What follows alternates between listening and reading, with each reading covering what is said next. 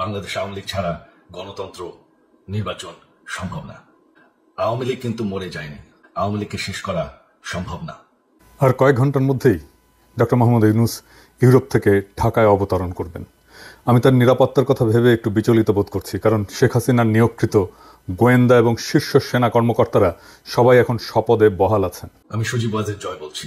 বাংলাদেশে এখন একটি বিশৃঙ্খল পরিস্থিতি চলছে, সারা দেশে লুটপাট হচ্ছে, আওয়ামী লীগের নেতাকর্মীদের উপর হামলা চলছে, অনেকে হত্যা করা হয়েছে। আওয়ামী লীগ কিন্তু মরে যায়নি, আওয়ামী লীগকে শেষ করা সম্ভব না। বাংলাদেশে যদি গণতন্ত্র নতুন বাংলাদেশ গড়ে তুলতে হয়, আওয়ামী লীগ ছাড়া সম্ভব না। আওয়ামী লীগের নেতাকর্মীদের আমি সবাইকে আহ্বান জানাবো যে আপনারা সাহস নিয়ে দাঁড়ান, আপনারা একা না, আমরা আছি। আমাদের নেতাকর্মীদেরকে, আওয়ামী লীগকে রক্ষা করার জন্য যা প্রয়োজন আমরা করতে প্রস্তুত। আমাদের বর্তমান যারাই আছে ক্ষমতায় তাদেরকে আমি বলবো, আমরাও একটি গণতান্ত্রিক শৃঙ্খল নিরাপদ বাংলাদেশ চাই, জঙ্গিবাদ মুক্ত। তার জন্য আমরা সবার সাথে আলোচনা করতে প্রস্তুত। শুধুমাত্র তারা যদি জঙ্গিবাদ বাদ দেয়, বাংলাদেশ আওয়ামী লীগ ছাড়া গণতন্ত্র নির্বাচন সম্ভব না। আর কয়েক ঘন্টার মধ্যেই ডক্টর মোহাম্মদ ইউনূস ইউরোপ থেকে ঢাকায় অবতরণ করবেন।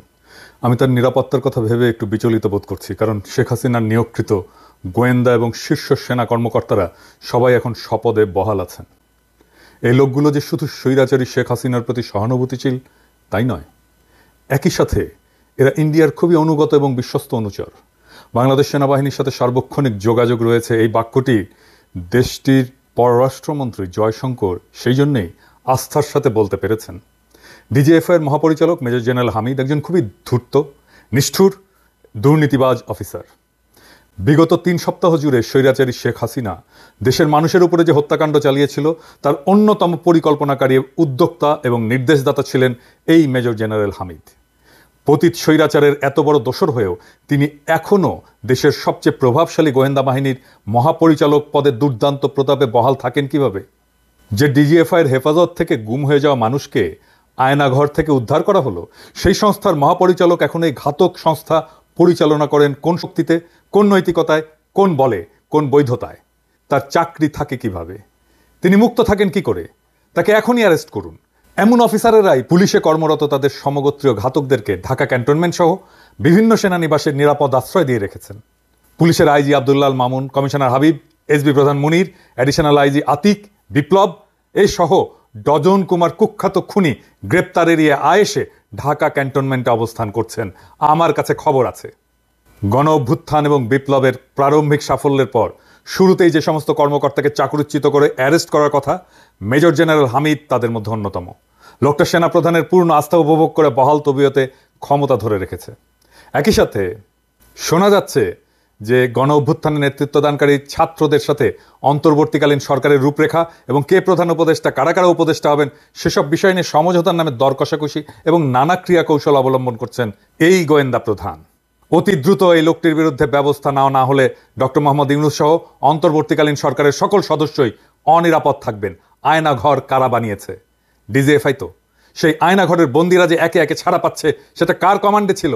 ওর ছেলে ইফরাত জাওয়াদ ইউনিভার্সিটি অফ টরন্টোতে পড়ে। 6 হ্যাডন এভিনিউ টরন্টোতে যে বাসা কিনেছে সে, জেনারেল হামিদ টাকা পাঠিয়েছে কিভাবে ওকে জিজ্ঞেস করেন। সব হিসাব আমাদের কাছে আছে, এক এক করে ধরবো। আরও প্রশ্ন আছে, গণ অভ্যুত্থানে নেতৃত্ব দানকারী ছাত্র নেতাদেরকে কেন যেতে হলো কুখ্যাত ব্যবসায়ী হামিম গ্রুপের মালিক একে আজাদের টেলিভিশন চ্যানেল 24-এ? ডক্টর মোহাম্মদ ইউনূসের সাথে কথা বলার জন্য সেখানে যেতে হবে কেন? এই বাটপাড়ের আতিথেয়তা কেন গ্রহণ করতে হবে? কোন কারণে? লোকটা যে খুনি হাসিনার মনোনয়ন এবং অনুগ্রহ নিয়ে তার 15 বছরের ফ্যাসিবাদী শাসনামলে বিজিএমইএ এবং এফবিসিসিআইয়ের সভাপতিত্ব করেছে, তাই ছাত্র নেতাদেরকে জানানো হয়নি কেন? এই সকল কুখ্যাত ব্যবসায়ীর কারণে যদি খুনি হাসিনার আমলে বাংলাদেশের সমস্ত ট্রেড বডিতে ভোটের মাধ্যমে প্রতিনিধি নির্বাচনের প্রক্রিয়া বন্ধ হয়ে যায়, গণতান্ত্রিক চর্চা বন্ধ হয়ে যায়, ফরিদপুর বাড়ি এই পরিচয় এবং প্রভাবে একে আজাদ সহ আরও কিছু ব্যবসায়ীর সাথে মিলে তাদের স্বৈরতান্ত্রিক কর্তৃত্বের অধীনস্থ করেছিল পুরো দেশের বাণিজ্যিক সংস্থাগুলোকে। রাষ্ট্রীয় মালিকানাধীন ব্যাংক থেকে হাজার হাজার কোটি টাকার ঋণ নিয়ে যারা ডেট সার্ভিস এবং ঋণ পরিশোধ করেনি, কুখ্যাত ব্যবসায়ী একে আজাদ তাদের মধ্যে অন্যতম। হিসাব করে দেখেন। এর উপরে দৈনিক সমকাল, চ্যানেল 24 এই দুইটার মালিক। এই সমকালেই কাজ করত সেই লোক যে বলেছিল যে আপনার নোবেল প্রাইজ পাওয়ার জন্য এখন লবিং করা দরকার।